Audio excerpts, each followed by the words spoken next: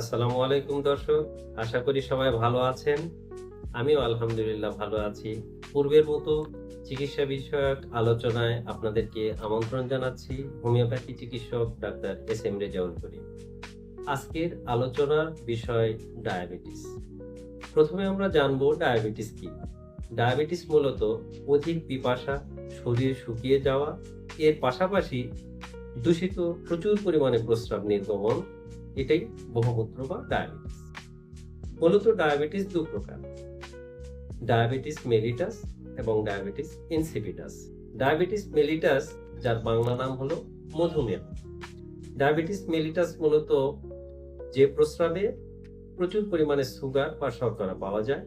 আর diabetes insipidus হলো সেই diabetes যেখানে প্রস্রাবে কোনো সুগার বা চিনি পাওয়া যায়।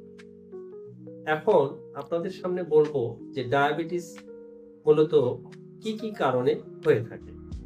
সাধারণত বংশগত কারণে, যদি পূর্বের কোনো পুরুষ থেকেই এর ইতিহাস থেকে থাকে। এছাড়াও যাদের বসে থাকার স্বভাব, মদ্যপানের অভ্যাস রয়েছে, পাশাপাশি অলস জীবনযাপন করে, খাবার দাবারের ব্যাপারে কোনো নিয়মকানুন মেনে চলে না, এছাড়াও লিভারের পূর্বেরই কোনো দোষ ত্রুটি ছিল, এছাড়াও পাশাপাশি কয়েকটা রোগের কারণেও ডায়াবেটিস হতে পারে, যেমন বাতরোগ, যক্ষ্মা রোগ, মানসিক বিকৃতি বা স্নায়বিক পীড়া। এগুলো থাকলেও ডায়াবেটিস হওয়ার সম্ভাবনা অনেক বেশি। এখন আপনাদেরকে জানাবো আসলে ডায়াবেটিস কিভাবে হয় বা প্রস্রাবে চিনি আসে কোথা থেকে বা কিভাবে আসে। আমরা যে খাবারগুলো সাধারণত খাই তা পাকস্থলীতে হজম প্রক্রিয়ায় এটা খাদ্য রসে পরিণত হয়। এরপরে এই খাদ্যরস আমাদের রক্ত প্রবাহের সঙ্গে মিশ্রিত হয় এবং রক্ত প্রবাহের মাধ্যমে এটা লিভারে গিয়ে অবস্থান নেয়। লিভারে যখন এটা অবস্থান নেয় তখন এর নাম হয় গ্লাইকোজেন। এই গ্লাইকোজেন লিভারের কোষে যখন অবস্থান নেয়, এর পরবর্তীতে পোর্টাল ভেনে যখন প্রবাহিত হয় তখন এটা চিনিতে রূপান্তরিত হয় বা শর্করায় রূপান্তরিত হয়। এরপরে এই শর্করা বা চিনি আবার ইনফেরিয়র ভেনা কাভার মাধ্যমে পুরো শরীরে, অর্থাৎ প্রথমে হৃৎপিণ্ডে এবং পরে ফুসফুসে স্থানান্তরিত হয়।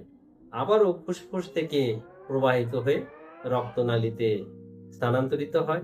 এই প্রক্রিয়ায় ধাপে ধাপে হৃৎপিণ্ডে এবং সারা শরীরের যেখানে যে ধরনের পুষ্টি প্রয়োজন সেখানে সরবরাহ হয়। যখন গ্লাইকোজেনটা সঠিকভাবে তার ক্রিয়াকলাপ সুসম্পন্ন করতে পারে না, তখন রক্তে চিনির পরিমাণটা বেড়ে যায়, আর তখনই এই চিনিটা প্রস্রাবের মাধ্যমে শরীর থেকে নির্গমন হয় বা বের হয়ে আসে প্রস্রাবে। এইটাই হলো ডায়াবেটিস। এখন জানাবো দীর্ঘদিন ডায়াবেটিসে ভুগলে শরীরে কি কি বিরূপ প্রভাব পড়তে পারে। সাধারণত যাদের দীর্ঘমেয়াদী ডায়াবেটিস থাকে তাদের লিভার এবং স্প্লিন বা প্লিহা দুটোই আক্রান্ত হতে পারে, যে কারণে এর প্রভাবে স্প্লিনোমেগালি অথবা হেপাটোমেগালি দুটোই দেখা দিতে পারে। পাশাপাশি শরীরে চর্মরোগ এবং দীর্ঘমেয়াদী ক্ষত তৈরি হতে পারে, যা পরবর্তীতে গ্যাংগ্রিন আলসারে রূপান্তরিত হতে পারে, যা খুব সহজে আরোগ্য লাভ করা কঠিন। পাশাপাশি শরীরে পানি জমার প্রবণতাও তৈরি হতে পারে। এখন আপনাদের সামনে উপস্থাপন করব একজন ডায়াবেটিস রোগীর প্রস্রাবকে প্যাথোলজিক্যাল রিপোর্ট অনুযায়ী বিশ্লেষণ করলে কি কি সেখানে উপস্থিত থাকতে পারে।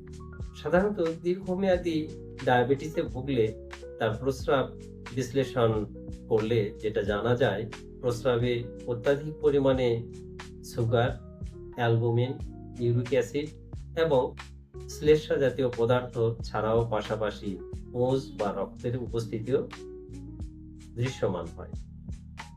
আর ডায়াবেটিস রোগীর সাধারণত প্রস্রাবের আপেক্ষিক গুরুত্ব 1030 থেকে 1060 পর্যন্ত হতে পারে। তবে 1030-এর চেয়ে বেশি থাকলেই শুধুমাত্র ডায়াবেটিস ইনসিপিটাস হবে এমন কিন্তু কথা নয়। দেখা গেছে যে স্বাভাবিক আপেক্ষিক গুরুত্বের প্রস্রাবের রোগীর সেও সাধারণত ডায়াবেটিসে আক্রান্ত থাকতে পারে। তার স্বাভাবিকভাবে প্রস্রাবের আপেক্ষিক গুরুত্ব থাকে 1015 থেকে 1025। তবে এই রেঞ্জের ভিতরে যদি কোনো প্রস্রাবের আপেক্ষিক গুরুত্ব থাকে তবে সেই রোগীরও ডায়াবেটিস মেলিটাস থাকার সম্ভাবনা রয়েছে। কেননা এই প্রস্রাবেও অনেক সময় সুগার বা চিনি থাকতে পারে। তবে এটা প্যাথোলজিক্যাল রিপোর্ট বিশ্লেষণ করলে পরিষ্কারভাবে জানা যায়।